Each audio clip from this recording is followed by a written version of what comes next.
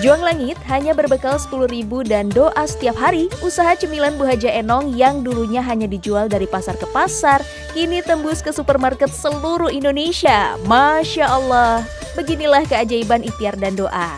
Apa kabar, Bu? Baik, alhamdulillah.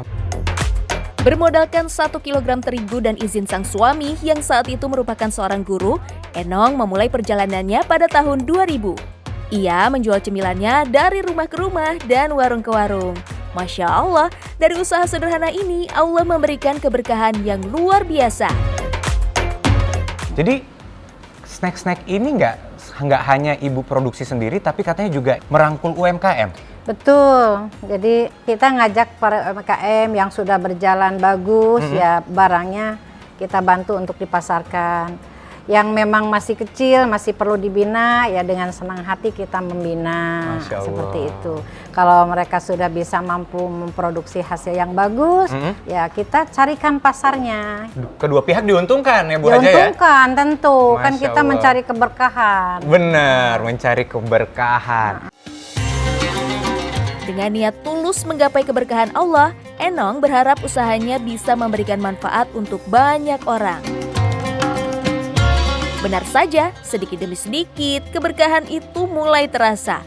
Usaha cemilan yang awalnya diremehkan, kini malah jadi ladang rezeki untuk banyak orang yang ingin mulai usaha. Enong gak cuma mau sukses sendiri, tapi juga membantu usaha rumahan yang baru mulai loh Pejuang Langit. Tanpa pamrih, beliau membina para ibu rumah tangga agar produk mereka bisa diterima di pasar dan usahanya berkembang. Itu semua dilakukan tanpa memungut biaya. Namun kesuksesan dan keberkahan luar biasa ini bukan tanpa kendala. Saat itu boro-boro punya toko saya, mesti badangan itu kan dititip. Saya titip di sebuah jongko pasar, diterima barang saya di sana. Setelah 3 hari datang ngecek barang. Setelah ngecek dari jongko-jongko yang lain, dia udah ngelihat saya. Belum sampai ke jongkonya dia bilang gini, dagang saya itu dikasih merek Ratu Barokah. Nah, dia bilang bukan Ratu Barokah, tapi dia bilang diplesetin jadi Ratu Blekok. Dia bilang gitu. Sambil dilempar ke depan saya itu. Dilempar katanya. Nih Ratu Blekok nggak laku. Itu malah jadi motivasi saya gitu. Perjalanannya ternyata seperti ini ya.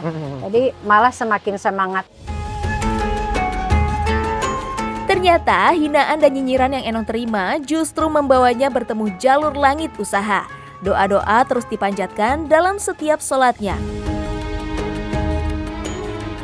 Pada akhirnya di tahun 2015, Enong memberanikan diri untuk membawa produknya ke sebuah perusahaan minimarket.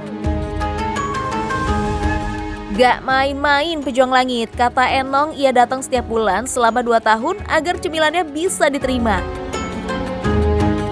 Tak disangka, ikhtiar dan doanya diijabah oleh Allah Subhanahu wa Ta'ala.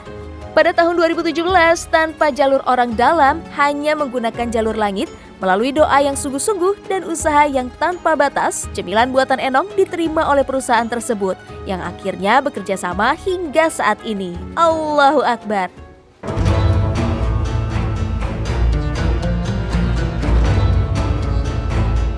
Dulu doanya gimana sih? Waktu pas awal-awal itu kan biasanya tantangan di awal tuh berat sekali Bu Haja. Ya, Allah akan mengabulkan doanya hambanya yang memohon.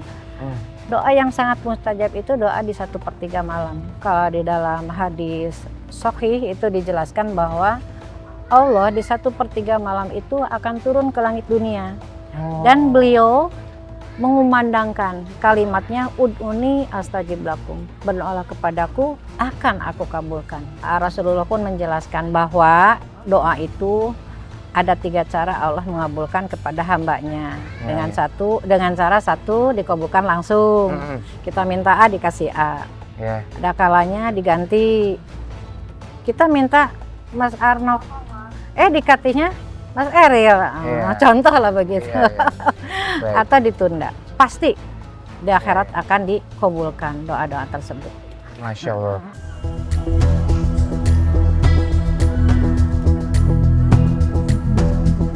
Apa yang diyakini Enong mengingatkan pada pesan para ustadz kalau doa itu tidak ada yang sia-sia. Dalam sebuah hadis, Rasulullah Shallallahu Alaihi Wasallam menyampaikan bahwa doa itu tidak ada yang sia-sia. Bisa langsung dikabulkan sesuai yang diminta, bisa digantikan dengan sesuatu yang lebih baik, atau bisa juga menjadi pelindung dari musibah.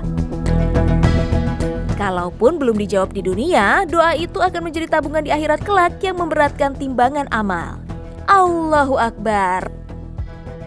Rasulullah Shallallahu Alaihi Wasallam bersabda, tidaklah seorang muslim memanjatkan doa pada Allah selama tidak mengandung dosa dan memutuskan silaturahmi antar kerabat, melainkan Allah akan memberikan padanya 3 hal.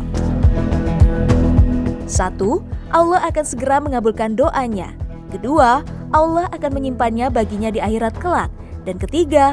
Allah akan menghindarkan darinya kejelekan yang semisal. Para sahabat berkata, kalau begitu kami akan memperbanyak doa. Lalu Rasulullah Shallallahu Alaihi Wasallam bersabda, Allah nanti yang akan memperbanyak mengabulkan doa-doa kalian. Nah, saya semakin yakin nih dengan kedahsyatan dan keajaiban doa. Dengan jaminan dari Allah, rasanya rugi kalau kita nggak berdoa. Karena mengabaikan doa itu sama aja kalau kita sombong, terlalu percaya diri sampai menolak peran Allah. Sedangkan kesombongan adalah sifat yang paling dibenci sama Allah. Allah berfirman, Rob kalian berfirman, berdoa kepadaku, niscaya akan kukabulkan. Sesungguhnya orang-orang yang sombong dari beribadah kepadaku, niscaya akan masuk ke neraka jahanam dalam keadaan hina dina.